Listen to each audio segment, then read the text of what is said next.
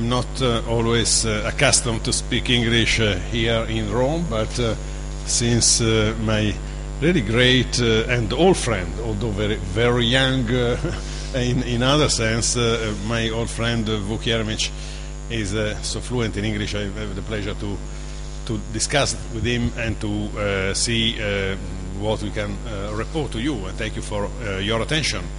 The visit of the Serbian Minister Jeremic is in the immediate aftermath of the discussion that the European Union Foreign Minister had at the Council of External Affairs in Brussels last Monday. And so we had the opportunity of exchanging views on where we stand on the question of the concession of the status of the candidate member for Serbia. It is very important for us. It is a vision that the European Union has expressed a number of times at European councils, which will come up again, we hope, in the next meeting of ministers and finally at the European Council.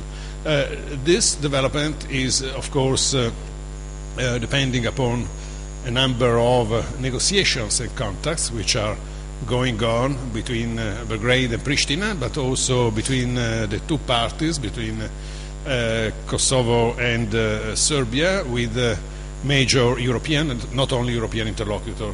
So Italy has a keen interest in seeing this issue completed, because we are a strong believer in the enlargement of the European Union to the Western Balkans. We believe, and we said that time and again, that the Western Balkans belong to Europe. Is not technically is an enlargement, but politically, in terms of value, in terms of culture, Western Balkans have been for many, many centuries part of the European identity. So this is the background on which we are pursuing our discussion in Brussels, and also with the interested capitals. The other point that we discussed is bilateral cooperation. It's very intense. Our bilateral trade has increased by 17% in 2011, notwithstanding the general economic recession and difficulties. We have extremely important investment from Italian major companies in the country, and there are a possibility of developing infrastructural projects which are considered together. We are working to the next meetings, probably at the summit level, and further on also I believe that Minister Jeremic will give some indication about other regional initiatives to which Italy is particularly attached. Thank you. Thank you very much, Giulio. It's a great pleasure to be back in Rome, and it was a really pleasant day for me here, and especially in the meeting with an old friend. And it is a particular pleasure to see him in this new post. Now we're finally colleagues after so many years of being friends.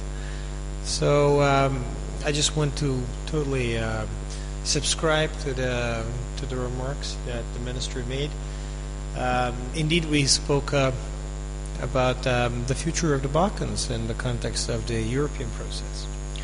And here, Italy and Serbia see fully eye to eye, and I want to express once again my immense appreciation for the vocality of this Italian position when it comes to enlargement in the Western Balkans.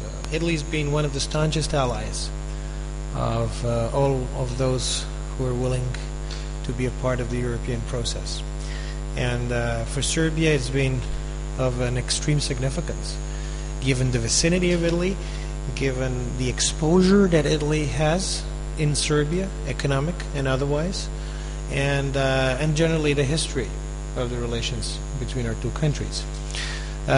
Once again, Italy is at the forefront of diplomatic efforts to go on in the European process when it comes to Serbia, and once again I want to express my profound appreciation for the stance of the Italian government.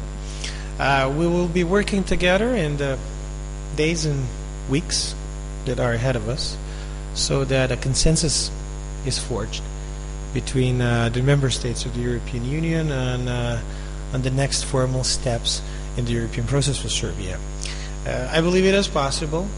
I believe that breakthroughs can be made. There is a space for maneuver. It's not limitless, but I believe it is possible if we try very hard. Serbia, on its behalf, is going to try very hard. When it comes to the bilateral issues, which took a significant part of our discussion as well, Italy is the most important economic partner that we have in the European Union.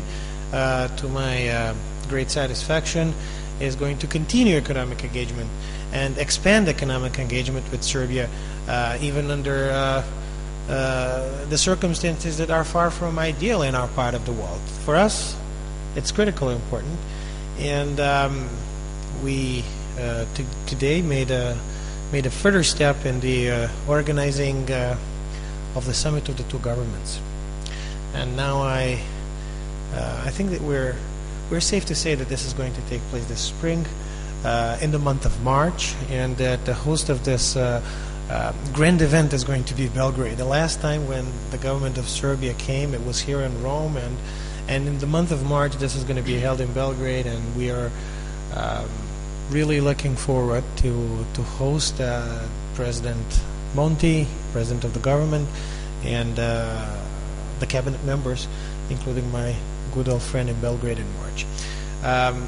We will maintain the pace of engaging in high-level meetings, and before the end of spring, there's going to be another occasion for a rendezvous between the two of us at the ministerial meeting of the Adriatic-Ionia Initiative, which is an important regional organization that in many ways Italy gave a birth to many years ago, and Serbia is this year in the position of the chairman to this organization. So the ministerial meeting will be held in Belgrade, and I very much hope that it will be possible for Minister Terzi to come and join others from the Adriatic-Ionian region in this ministerial event.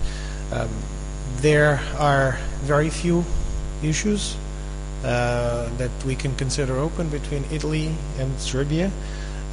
Even there, we're working hard on making sure that they do not get in the way of all the other issues that are on our agenda. And when it comes to Italy, I think that there are too many countries in the world with whom Serbia has so many things on the agenda, like with Italy. I guess that's to do with history, geography, and the people who have been leading and who are now leading the Italian government. And once again, I want to say how grateful I am for that.